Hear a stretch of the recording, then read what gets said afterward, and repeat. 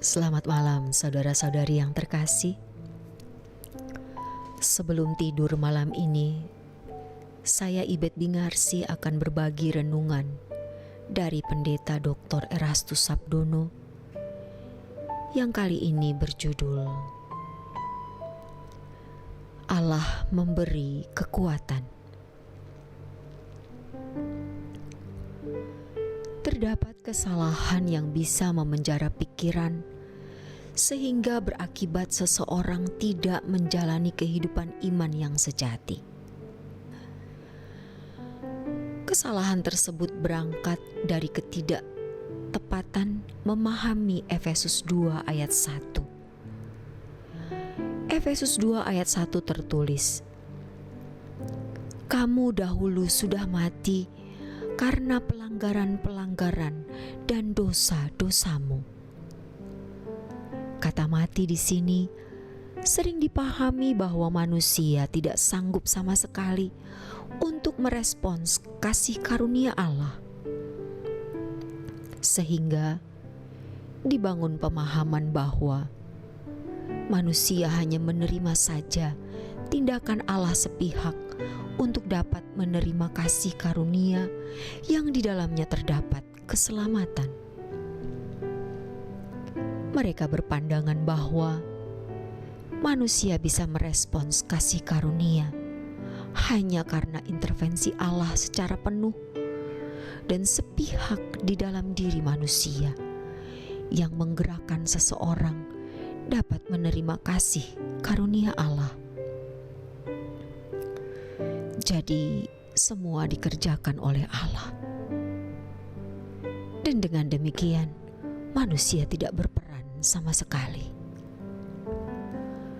Sebenarnya kata mati di sini berarti bahwa manusia tidak dapat mencapai kehidupan seperti rancangan Allah yang semula.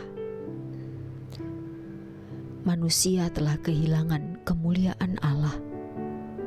Roma 3 ayat 23. Manusia tidak mampu mencapai kesucian dengan standar yang Allah kehendaki. Manusia tidak lagi berkodrat ilahi, tetapi berkodrat dosa.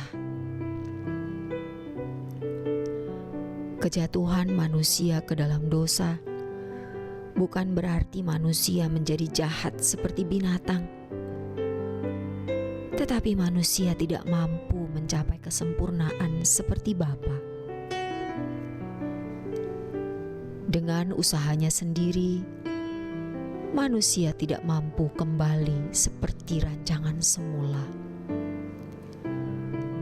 Dalam hal ini, perlu intervensi Allah untuk menyelamatkan manusia dengan menyediakan kasih karunia di dalam atau melalui salib Yesus.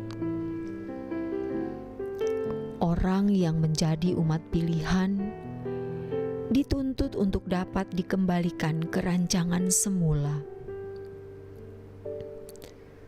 Dalam hal ini, Allah menyediakan kasih karunia, dan manusia harus meresponsnya secara proporsional.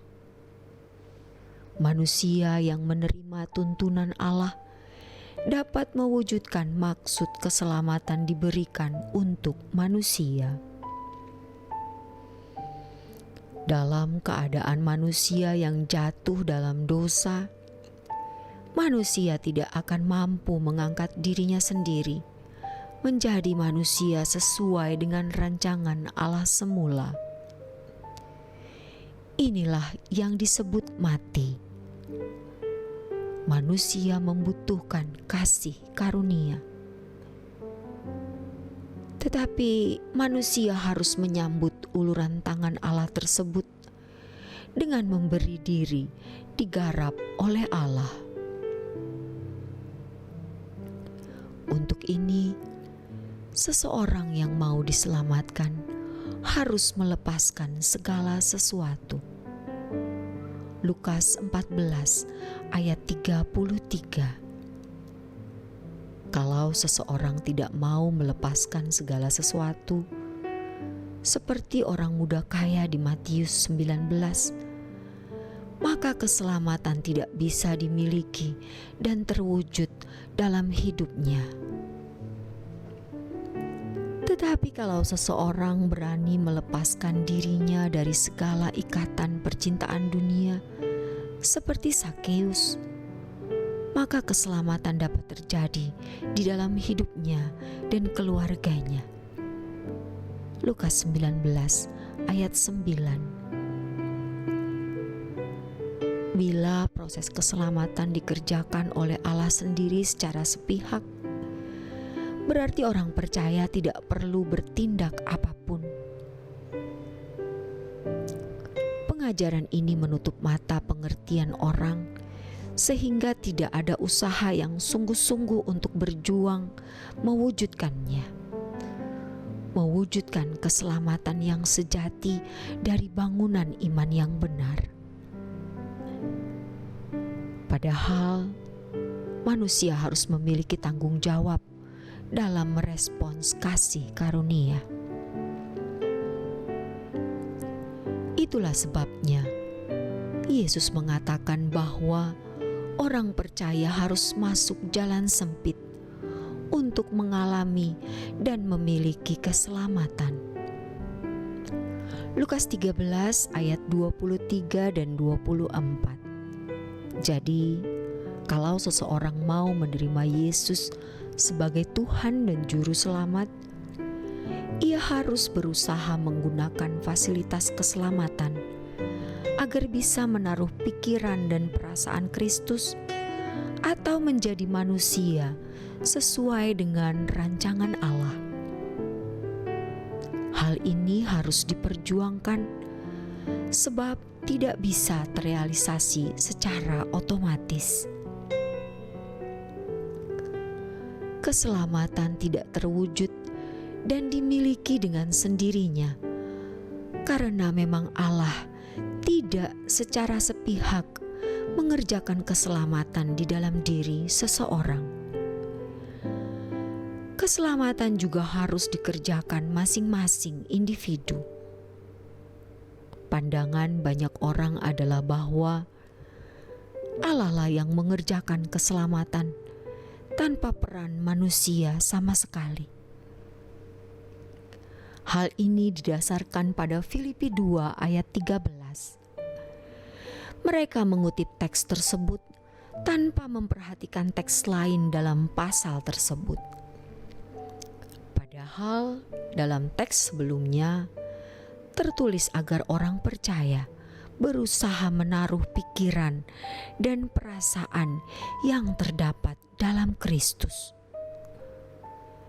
Filipi 2 ayat 5. Lagi pula, kalimat Allah akan mengerjakan, maksudnya bahwa Allah akan memberi energi, atau dalam bahasa Yunani, energeo.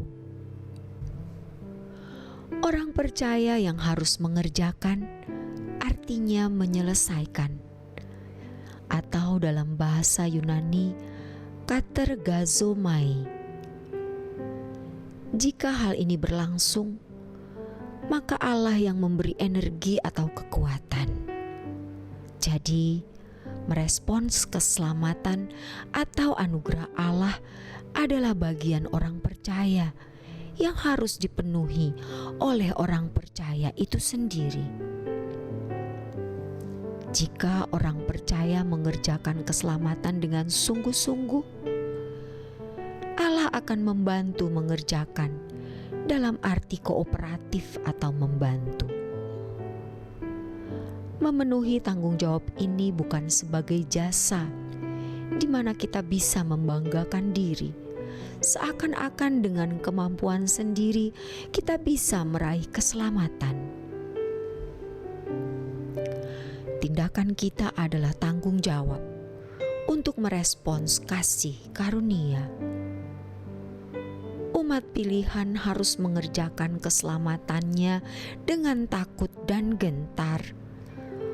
Artinya, berusaha sungguh-sungguh untuk menjadi seperti seperti Tuhan Yesus. Dengan takut dan gentar, menunjukkan kesadarannya bahwa untuk memiliki pikiran dan perasaan Kristus adalah hal yang sangat sulit, tidak bisa terwujud dengan mudah. Jika orang percaya mengerjakan keselamatan dengan sungguh-sungguh, Allah akan memberi energi atau kekuatan. Demikianlah renungan malam kali ini. Kiranya renungan ini memberi pencerahan bagi kita semua. Selamat beristirahat dalam berkat Tuhan.